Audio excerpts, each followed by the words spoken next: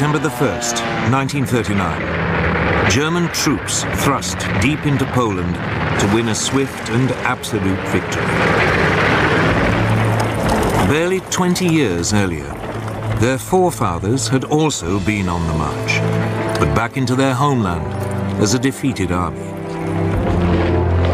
In November 1918, after 4 years of World War I, Germany's Emperor, Kaiser Wilhelm II, had been forced to abdicate.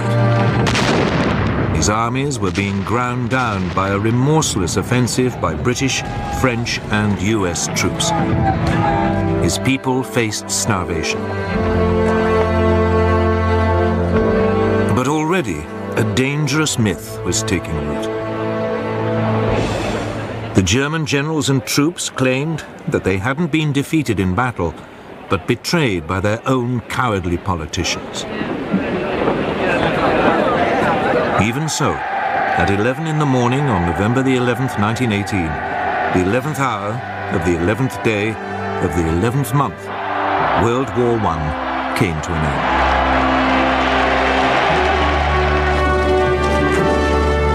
end. The following month, President Woodrow Wilson of the United States arrived in Europe, promising to create a new world order. He persuaded the world's leaders to sign up to a new League of Nations. At the Treaty of Versailles, they agreed that from now on, disputes between countries would be resolved not by fighting, but by debate in the League. The peoples of Europe were set free. Germany's ally, the Austro-Hungarian Empire, was dismembered.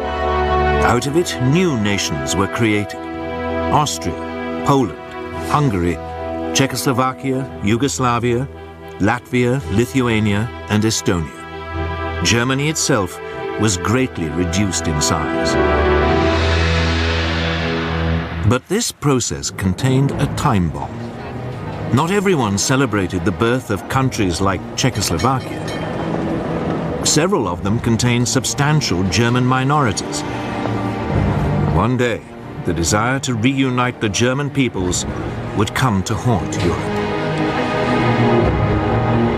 The war-torn German people also had one final indignity inflicted on them. They were forced to pay a massive £6.6 billion in reparations to France and Britain, something they could ill afford.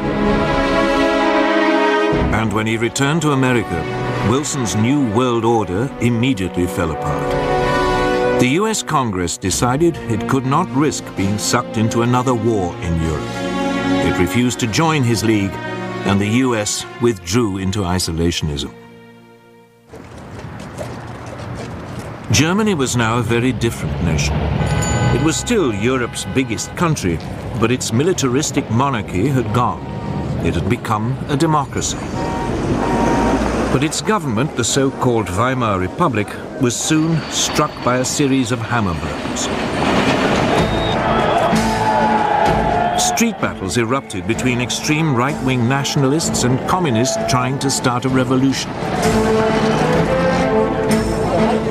Then, in 1923, the country was devastated by hyperinflation, which reached hundreds of % a month.